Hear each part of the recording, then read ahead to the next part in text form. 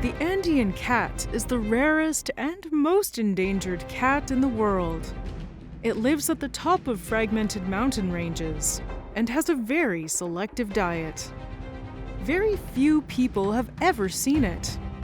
Its coat blends in with the rocks. Its long tail and legs help it navigate the rocks with perfect stealth. And it prefers to move under the cover of darkness. It's practically an invisible cat. And as the climate changes, its habitat is disappearing and its prey is going away. Thankfully, there's a group of researchers working day and night to protect it, using technology to see what the human eye can't see. This is the Andean cat's battle for survival.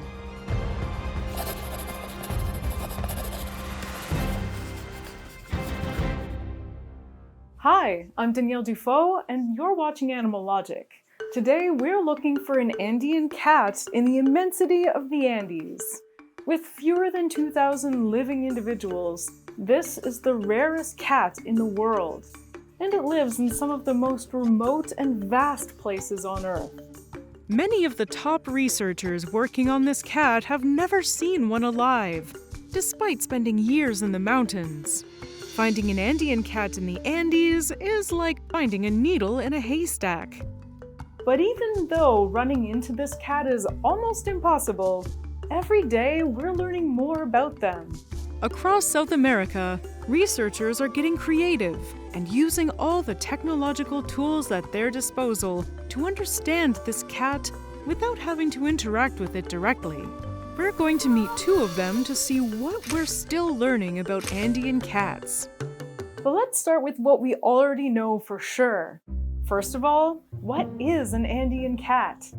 Andean cats are a South American small cat from the genus Leopardus. Despite their name, they don't have anything to do with the Old World leopards. They were just named that because their coat reminded Europeans of African leopards. Some of their closest relatives are the pampas cat, the margay, and the ocelot. But while their cousins adapted to life in the grasslands and jungles of the continent, the Andean cat became a specialist in one of the toughest environments in the world: the Andean mountaintops, from Peru to Argentina. They mostly live beyond where the trees grow, at altitudes of usually over 3,600 meters. It's a habitat that's disappearing because of climate change. To make matters more complicated, some of the historic range of the Andean cat is shrinking due to climate change, like many other species. If we want to protect the Andean cat and the countless other species impacted by climate change, we need to support the people who are fighting climate change the hardest. That's why I want to talk about the nonprofit Earth Justice. Earth Justice is an environmental law organization that goes to court to protect wildlife, frontline communities, and our climate. At a time when governments all over the world are prioritizing short-term profits over the long-term health of our ecosystems, Earth Justice is fighting back and winning. They have stopped big new fossil fuel plants in South Africa through their international program. And in the US, they prevented commercial fishing in millions of acres of marine sanctuaries near Hawaii, and sued to protect the Gulf of Mexico from offshore drilling. And in the last 9 months, they've sued the administration over a dozen times to protect clean air and water, our climate, and the wild spaces we love. Earth Justice represents their clients free of charge, so they need your support. From now until December 31st, they are matching every donation and doubling your impact. Together as a wildlife-loving community, we're hoping to raise at least $20,000, which will then be doubled to $40,000. If you want to join us and help save wildlife, scan the QR code or click on the link in the description. The Andean cats and all other endangered animals will thank you for it. Life in the mountains can be miserable, but Andean cats have adapted to be the sole kings of the Andean hill. Water is hard to come by. There are few prey. And in the winter, temperatures in the higher mountains dip to below -15 degrees Celsius. Their ideal habitat is the steep top of rocky mountains that are not covered by snow year-round. They prefer areas that don't have a lot of vegetation or water because that would allow other predators to move in. The Andean cat's evolutionary strategy wasn't to fight off other predators or to catch prey more efficiently, but to simply live where no other hunter could thrive. Only its closest relative, the pampas cat, can venture into these mountains. But they're not full-time mountain dwellers and can survive in a much wider variety of habitat. This hyper-specialization strategy is now affecting the Andean cat very negatively. But we'll get back to that a little later. We wanted to see where this ninja cat lives and follow one of the top researchers as he looks for evidence of them in the mountains of central Chile. Andres, our South American correspondent, will be checking in from the rocky tops of the Andes. This is Bernardo Segura, a biologist and member of a network of Andean cat researchers called Alianza Gato Andino, which, as you can probably tell, means Andean Cat Alliance. He studies these kitty cats using trap cams. His work has given us some of the greatest footage of Andean cats we've ever seen. Just stunning. Hey, we're climbing a mountain in the Andes because we're looking for Andean cats. As you can see, it's very steep, it's very tall, it's very beautiful. But if we're lucky, we might see an Andean cat. Yeah, we're climbing here the mountains in central Chile to see if we find an Andean cat. Probably no, we won't be able to see an Andean cat live because it's almost impossible. They are nocturnal, they are very good for camouflage. But we have plenty of trail cameras here, so we will check some and let's see if we find something interesting. Bernardo has been researching Andean cats for over 8 years and has still never seen one in the wild. You heard right, even the top experts in the world, in areas where they know Andean cats live, have trouble finding this cat. To survive on their own, these cats have developed a couple of tools. Andean cats are slightly larger than a domestic cat, but their tails and fur are much longer. They're like stretched out tabbies with the thickest raccoon-like ringed tails you'll ever see. The stripes of the tails are unique to each individual, like a fingerprint, and they help researchers tell them apart. These tails also give them balance as they stealthily run and hunt around their rocky habitats. And their fur protects them from the punishing cold of the mountaintops.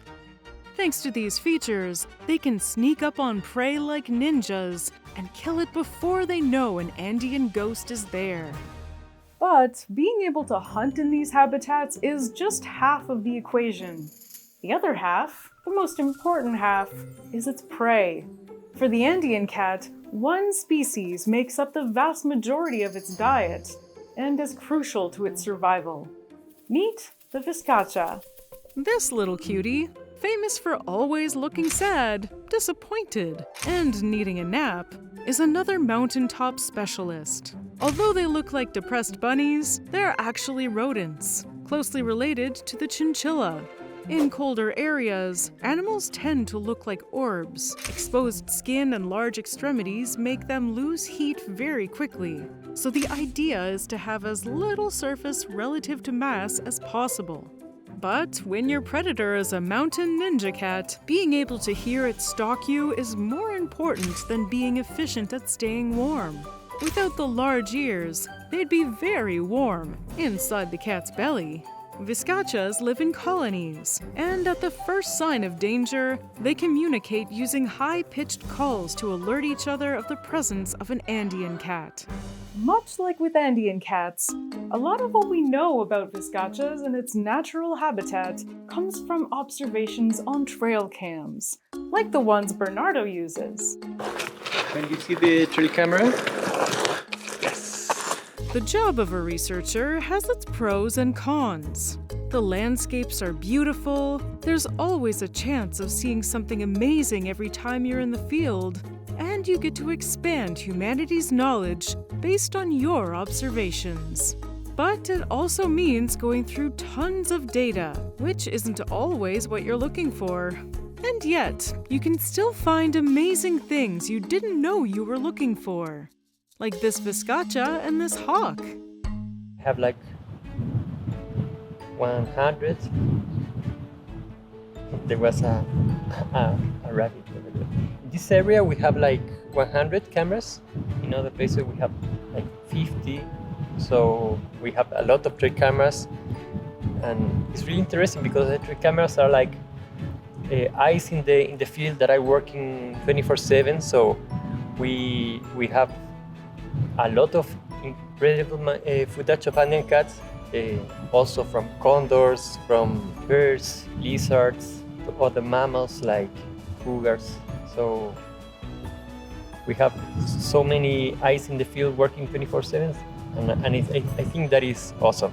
Like when I'm in my home, I know that I have like 100 cameras working for me in the mountains. That is really, really cool. The trap cams have taught us about the types of habitats Andean cats like, how they hunt, and how human activity affects them, and just generally what they do when nobody's watching. But one of the most fascinating discoveries about this cat was done by Bernardo in these very hills. I'm really excited about a place that we have near Santiago. We're studying Andean cats. We have been able to follow the mother with a kitten 2 years in a row. So we're waiting for this year to see if the mother has another kitten. That is really exciting. It has allowed us to see how the mother is raising the kitten, how they are interacting between each other. It's really special to see the kind of bond that this animal has with the kitten, because the mother shares with the kitten for over a year. So they have a really strong bond, and you can just feel it in looking at the videos, because sometimes the kitten goes under the mother, their tails are like touching, and so I think that is the most exciting thing for me. After a quick break, it was time to go back and check more trap cams. The team hiked and rock climbed and checked all the cameras in the area. They even found an Andean cat paw print. But unfortunately, today wasn't the day Bernardo would see his first Andean cat. And they would also not appear in any of the cameras. But the mountain gave us an amazing consolation prize, a rare observation of a live hunt. So we stopped here momentarily because we saw a fox on the other mountain across from us, and he was hunting a rabbit, an invasive rabbit. We're really excited to see a hunt, because usually when you see a fox, by the time you see it, it has already seen you. But this time, we're far enough that it doesn't see us as a threat. With the coast clear, the fox goes to work. It starts with the unmistakable sign of stalking. The fox is walking close to the ground and being as quiet as possible. Just uphill, there's at least one rabbit. The fox makes its way through the bushes. And right as we thought he was about to pounce on the rabbit in the clearing, it changed courses and went for another one hiding in the bushes. A quick bite, a sharp cry, and the fox comes out victorious. A good day for the fox, even though he got a bit spooked by a fluffy cow. This fox was fully unaware of us, just worried about his food, and we got to see a whole hunting experience. So it's really, really, really exciting to see it. And it's just right there. This is an amazing scene that shows the resilience and adaptation of Andean predators. Unfortunately for the Andean cat, but fortunately for the ecosystem, European hares don't usually make it to the rocky tops of the mountains. For these cats, there's no replacement for viscachas. In some areas, the existence of Andean cats is deduced by the density of viscachas. It's things like these that help us find cats in places nobody has ever seen them before. You could almost say that the viscacha is to the Andean cat what the snowshoe hare is to the Canada lynx. Before we had trap cams, a lot of what we knew about Andean cats came from indirect sources. In fact, from the 1860s, when the cat was first officially described, most of what we knew about these cats was information passed on from locals, pelts, and scat. But over the past few years, Our knowledge of these cats has grown exponentially thanks to new technologies and a growing network of Andean cat researchers. Besides trap cams, the best way to study Andean cats without actually seeing them is through DNA analysis. Sometimes the only sign of Andean cats is poop. Researchers collect it and send it to a lab to get analyzed by the world's #1 expert in Andean cat genetics in the world. Of course, our friend Andres went to meet her. Mi nombre es Constanza Napolitano, soy la coordinadora del programa global de genética de Alianza Gato Andino. Constanza has a bit of a strange job. She's the person that receives and analyzes cat feces samples. If she gets a positive result, it confirms the presence of Andean cats in that area. Once she gets the sample, she processes it by heating it up and shaking it to make DNA easier to extract. Then, this machine concentrates the DNA. And then the samples are tested to see if they're good enough to get sequenced. After that, the DNA sequence is compared to other Andean cat DNA and other carnivores. If there are positive hits, the population gets added to the list. These DNA tests are giving us an even more accurate view of where the Andean cats live and how their populations shift based on human activities. In some cases, they show us dire pictures of habitat destruction and population collapse. The Andean cat has many problems. The first one is that its ideal habitat is so specific that it makes it inherently patchy, so it's hard for the different populations to connect with each other. This also means that they have very low genetic diversity. The biggest subpopulation has only around 250 Andean cats. As we mentioned earlier, climate change is making the mountains warmer, and cats are having to move higher to stay in their ideal range. Increased agricultural activity and poor water management are also affecting these kitties. But the worst thing that's happening to them is mining. So the main threat is the habitat loss and habitat degradation. In these places, for example, there's a lot of mining activities. So many times the mining activities are located in the very same places that Andean cat lives. So they have to basically destroy the habitat of the Andean cat, and that is unreplaceable because Andean cat can't live in another area. It's not like the pumas, for example, that can live in these environments, but can also live down there in the valley. The Andean cat doesn't have that possibility. It only lives here, so any habitat destruction is really bad for the Andean cat. But it's not all lost. All over South America, there are people like Bernardo and Constanza fighting to protect the Andean cat. If you're interested in following their research, you can find a link to their website in the description. If you live near the Andean cat range, get outside and see if you can spot one. You might even get lucky and see one in real life, like our friend Jorge Abarca, one of the few people to have ever ran into an Andean cat in the wild. Alianza Gato Andino is out there every day looking for Andean cats, studying them, fighting for their conservation, and educating the public about this amazing animal. People fight for what they love, and getting the locals to fall in love with the cat is one of the most effective ways of protecting the Andean cat. If you're interested in conservation but don't know where to start, consider getting a trap cam and observing the wildlife in your neighborhood. It'll help you see a whole new world you didn't know was right outside your door.